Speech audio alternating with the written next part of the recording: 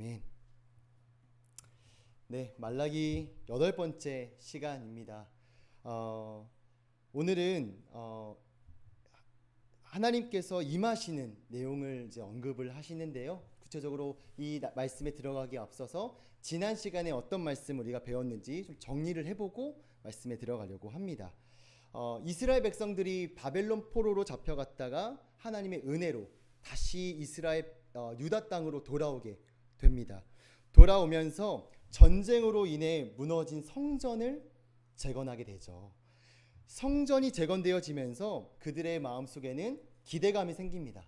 성전이 재건되어지면 하나님의 임재가 그리고 하나님의 통치가 실현될 것이다.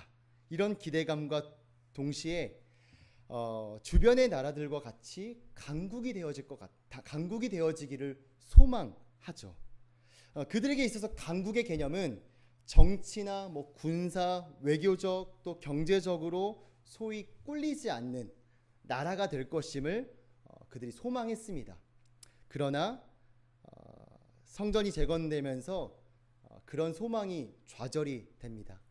하나님이 원하셨던 소망은 그 성전을 통해서 이제 오실 메시아, 바로 예수 그리스도를 바라보는 것이 올바르게 가져야 할 소망이었는데 그들은 왜곡된 소망으로 왜곡된 삶을 또 살게 됩니다.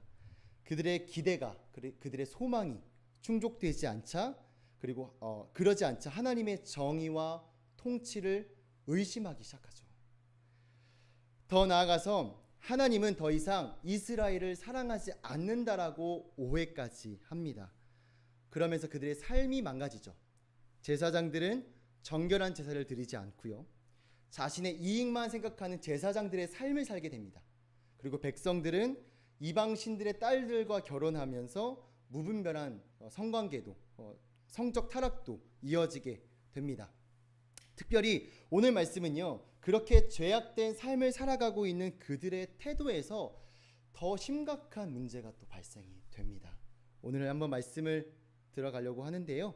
여러분 혹시 속담 중에 방귀 낀 놈이 성낸다 라는 속담 아시죠? 그 속담의 속뜻은 잘못을 저지른 사람이 그 잘못을 인정하기보다는 오히려 적반하장으로 화를 내는 그런 상황을 의미합니다. 여러분들도 그런 적 있지 않나요? 저도 있는데요. 실제로 방귀 낀 건 아니고요. 제가 중학교 시절 때 제가 기억에 남는 것 중에 이 예화가 좀 기억에 남았어요. 중학교 시절 때 제가 이게 강력 본드로 뭔가 만들고 있었습니다. 근데 강력 본드를 만들고 있었는데 그 책상에서 만들고 있었는데 그 옆에 저희 형이 이렇게 앉아서 있었어요. 강력 본드를 쓰고 뚜껑을 제대로 닫아야 되는데 그걸 제대로 닫지 않은 채 강력 본드를 툭 친 겁니다. 그 책상이 흘러서 저희 형 정수리에 쏟게 됐어요. 그러면서 저희 형이 이렇게 머리를 짧게 깎게 되는 그런 상황이었는데, 그때 사실 제가 잘못한 거잖아요. 제가 강력 본드를 썼고 뚜껑을 제대로 닫지도 않았던 거고 친 것도 전데, 쏟자마자 제가 화를 냈습니다. 왜 거기 앉아있냐고, 왜 거기 앉아있어서 강력 본드를 맞냐고. 저희 형은 막 미안하다고 되게 착했어요, 저희 형이. 이게 바로 이제 방귀 낀 놈이 성낸다 라는 거죠. 오히려요, 사과를 해도 모자랄 판에 이 사과를 해야 되는 이 상황이 너무 싫어서 오히려 상대방을 더 당황시키게 만들기 위해 화를 내는 경우가 있습니다. 오늘요, 이스라엘 백성들도 방귀 낀 놈이 성낸다라는 속담처럼 죄를 짓고도 오히려 적반하장으로 하나님께 대항하는 말들을 하는 모습을 말씀을 통해서 볼 수가 있습니다. 죄를 죄로 인정하는 것, 인정하지 않는 것, 그것이 바로 이스라엘 백성들의 태도였죠. 그게 가장 심각한 문제였던 것입니다. 얼마 전 교회를 다니고 있는 청년과 함께 대화를 나누는 시간이 있었어요. 자연스럽게 이런저런 얘기를 하다가 대화 도중에 결혼 전 동거에 대한 이야기를 좀 했습니다.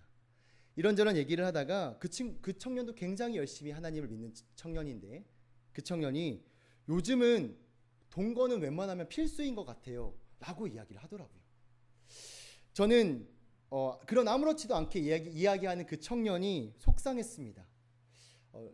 행복한 가정을 이루면 괜찮겠지만 그렇게 그런 경험들이 혹여나 앞으로의 가정에 대해서 좋지 않은 영향이 미칠까 봐 걱정이 되었고, 한편으로 속상했던 건 하나님의 마음이, 하나님의 의도가 그 청년에게 잘 전달되지 않은 것처럼 느껴졌기 때문입니다. 죄를 죄로 인정하지 않는 것, 죄로 보지 않는 것, 이것이 얼마나 큰 일인지 우리가 또 말씀을 통해서 오늘 한번 보려고 합니다. 자, 우리 2장 17절 한번 읽어보도록 하겠습니다. 같이 한번 읽어볼까요? 시작. 너희가 말로 여호와를 괴롭게 하고도 이르기를 우리가 어떻게 여호와를 괴롭혀 드렸나이까 하는도다. 이는 너희가 말하기를 모든 악을 행하는 자는 여호와의 눈에 좋게 보이며 그에게 기쁨이 된다 하며 또 말하기를 정의의 하나님이 어디 계시냐 함이니라. 말라기 선지자는요, 그들이 죄를 죄로 인정하지 않는 모습을 17절 말씀을 통해서 이야기를 하고 계십니다. 특별히 하나님을 괴롭게 한 그들의 삶을 인정하지 않는다라는 것을 우리가 알 수 있는데요. 여기서 괴롭게 하다라는 단어를 우리가 좀 정리할 필요가 있는데, 이 괴롭게 하다라는 히브리어 단어는 호가템이라는 단어를 썼어요. 이 단어의 특징은요, 누구누구를 지치게 하다라는 의미입니다. 그리고 누구누구에게 짐이 되다.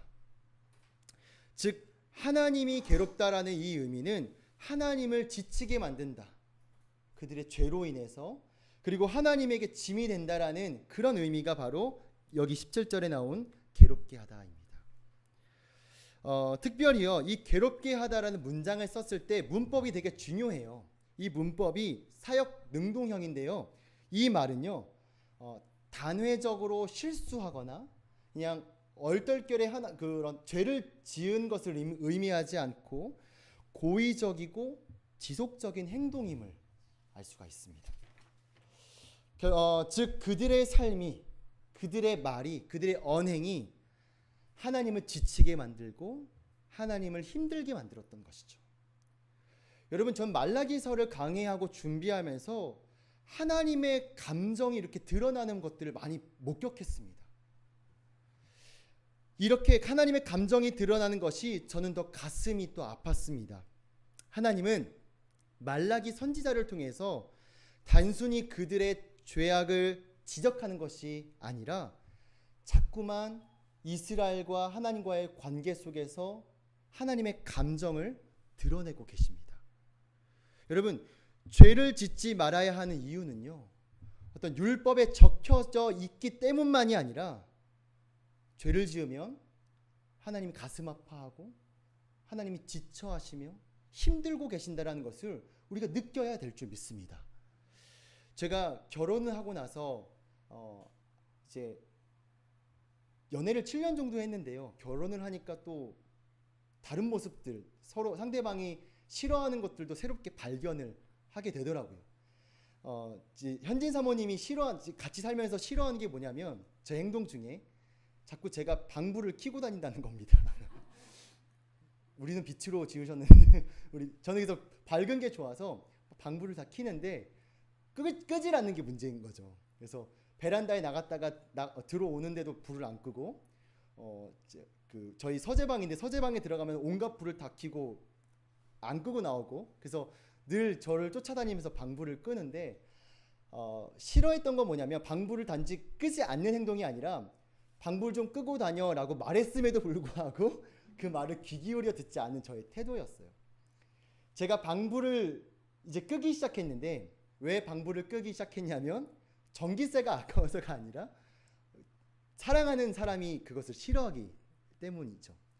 작은 예이지만 우리가 죄를 짓지 않는 이유, 우리가 거룩한 삶을 살아야 하는 이유는 단순히 천국을 가기 위해서가 아니라 단순히 율법적으로 또 윤리적으로 살아야만 돼서가 아니라 하나님이 죄악된 삶을 살고 있다면 하나님이 굉장히 슬퍼하시고 가슴 아파하신다라는 그 사실을 우리가 잊지 않아야 될 줄 믿습니다.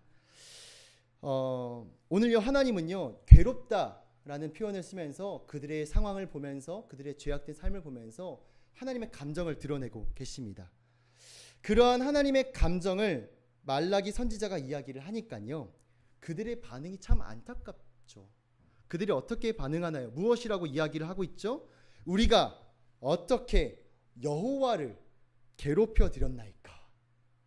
즉 무엇이 도대체 하나님을 힘들게 했는지 그들을 인정할 수 없다라는 겁니다. 여러분, 이 옥스퍼드 주석이라는 책에서요, 이런 그들의 반응, 우리 도대체 이해가 안 돼요. 하나님이 힘든 것, 저희는 죄악된 삶을 인정하지 않습니다 라는 그런 태도를 옥스퍼드 주석책에는 이렇게 평가하고 있습니다. 사실 그들의 악한 행위 자체보다 더 큰 문제가 되는 것은 이를 죄악으로 여기거나 자기의 과오를 인정하지 않고 고의적으로 행한다는 것이다. 저도 이 견해에 완전 동의를 하였습니다. 우리도 살아가다 보면 죄를 짓죠. 실수도 하고 죄를 짓기도 합니다. 그러나 우리가 건강하다라는 증거는 무엇이냐면, 죄를 짓고 안 짓고를 떠나서 우리가 건강하다라는 증거는 그 죄를 죄악으로 인정하고 바라보면서 그 죄 가운데 민감하게 살아가고 있다는 겁니다. 반대로요, 우리에게 큰 불행은 하나님의 말씀을 기준으로 나 자신을 객관적으로 보지 못하는 것이 불행이라는 것이죠. 여러분, 오전 말씀 혹시 기억나시나요? 3일 전 주일 오전 예배 말씀 중에 바리새인들과 종교 지도자들이 예수님의 말씀이 옳다는 것을 인정했지만, 그래도 인정하지 않는 이유는요, 인정했지만 우리 그 예수님을 메시아로 받아들이지 않았던 이유는 그들이 탐심과 기득권의 색안경을 썼기 때문이죠. 그래서 예수님의 말씀을 객관적으로 보지 못했고, 더 나아가서 자신들의 상태를 하나님의 말씀을 기준으로 바라보지 못했습니다. 이것이 재앙입니다. 아주 큰 착각 속에 빠지는 삶, 그것이 바로 불행인 것입니다. 여러분, 불편하고 마음이 어렵지만 말씀을 통하여 나의 죄악이 드러나는 것, 그래서 그 불편함으로 인해 하나님 앞에 가슴을 찢고 회개하는 삶, 그것이 복일 줄 믿습니다. 아멘. 더 나아가서요, 2장 17절에는 비꼬는 말들이 더 드러나게 되죠. 이런 말을 합니다. 우리가 어떻게 여호와를 괴롭혀 드렸나이까 라고 하면서 그들의 죄악을 인정하지 않을 뿐만 아니라 그들은 어떻게 이야기를 하냐면, 모든 악을 행하는 자는 여호와의 눈에 좋게 보이며 그에게 기쁨이 된다 하며. 악을 행하는 자가 어떻게 하나님의 눈에 좋게 보인다라고 고백을 했을까요? 그리고 악을 행하는 자가 어떻게 하나님의 기쁨이 된다라고 이야기를 했을까요? 그것은요, 이 이스라엘 백성들이 주변의 악한 자들, 그러니까 우상 숭배하는 나라들을 바라보면서 하나님께서 그들을 심판하지 않고 형통하게 살아가는 것들을 목격했기 때문입니다. 오히려 심판은커녕 번영하는 모습을 계속 보았기 때문이죠. 당시의 이스라엘 백성들은 어떤 기대감을 갖고 있었냐면, 학개서에서도 볼 수 있듯이 우상 숭배하는 자들, 악한 이방 민족들은 파멸하고 거룩한 백성들, 하나님을 섬기는 이스라엘 백성들, 이스라엘 나라는 영광의 날이 도래하고 있음을 그들은 소망하였습니다. 기대하였죠. 근데 그들의 기대와 다르게 역사는 그렇게 흘러가지 않습니다. 오히려 우상 숭배하는 자들은 풍요롭고 강대국이 되어가고 있고요, 이스라엘 민족은 멸망하며 흩어지기까지 합니다. 그런 역사를 본 이스라엘 백성들은 마침내 신앙의 회의가 오게 되었고, 그리고 하나님의 공의에, 하나님의 언약의 말씀에 신뢰를 잃게 되었습니다. 그런 마음으로 지금 비꼬면서 이렇게 말을 하고 있는 거죠. 모든 악을 행하는 자는 여호와의 눈에 좋게 보이고 그에게 기쁨이 된다 라고 고백한 겁니다. 비꼬는 것입니다. 여러분, 그렇다면 그들이 생각하는 심판은 무엇이며 그들이 생각하는 형통이 무엇이었을까요? 바로 세상적인 기준이었죠. 제가 충격적인 간증 집회를 얼마 전에 접한 적이 있습니다. 작년에 수능을 마치고 올해 초였을 거예요. 수능을 마치고 대학 입시가 막 끝나가는 그런 시점에 큰 플랜카드에 간증 집회라고 써져 있는 걸 봤는데, 그 간증을 하는 간증자들의 이력을 보니까 서울대에 보낸 부모님들의 간증이었습니다. 서울대를 어떻게 하면 자녀를 어떻게 기도했길래 서울대를 보냈는가에 대한 간증이었던 것 같습니다. 그것을 보면서 가슴이 좀 아팠는데요. 물론 서울대를 간 것도 하나님의 은혜인데 서울대를 가지 않은 것도 하나님의 은혜라고 말할 수 있는지. 여러분, 무엇이 형통이고 무엇이 심판일까요? 눈에 보이는 것, 세상의 기준? 결코 아니죠. 하나님이 어떻게 바라보시는가, 그리고 성경이 어떻게 말하고 있는가가 기준이 되어야 합니다. 하나님이 기뻐하시면, 하나님이 기뻐하시는 삶을 산다면 비록 세상의 기준을 빗대어 세상 기준을 잡아 성공하지 못한 삶일지라도 그 삶은 형통한 삶일 줄 믿습니다. 우리는 진짜 형통의 삶을 살기를 원합니다. 형통의 개념부터 잘 정리되어서 말씀에서 말하는 형통을 우리가 누리기를 원합니다. 그러면서 마지막에 이렇게 2장 17절에 이렇게 말을 하고 있죠. 그들은 정의의 하나님이 어디 계시냐라고 하면서 하나님의 공의에, 하나님의 정의에 도전하는 말들을 서슴없이 말을 하고 있습니다. 그들은 죄를 죄악으로 인정하지 않을 뿐만 아니라 하나님이 지금 공의롭지 못하다라고 반발하고 있죠. 그런 백성들의 말에 하나님은 어떻게 반응하실까요? 우리 3장 1절 한번 읽어보도록 하겠습니다. 함께 읽어볼까요? 시작. 만군의 여호와가 이르노라. 보라, 내가 내 사자를 보내리니 그가 내 앞에서 길을 준비할 것이요 또 너희가 구하는 바 주가 갑자기 그의 성전에 임하시리니 곧 너희가 사모하는 바 언약의 사자가 임하실 것이라. 3장 1절에는요 하나님의 말씀이다. 여호와가 이르노라 라고 시작하면서 보라 라는 단어로 시작하십니다. 하나님 운을 띄우시죠.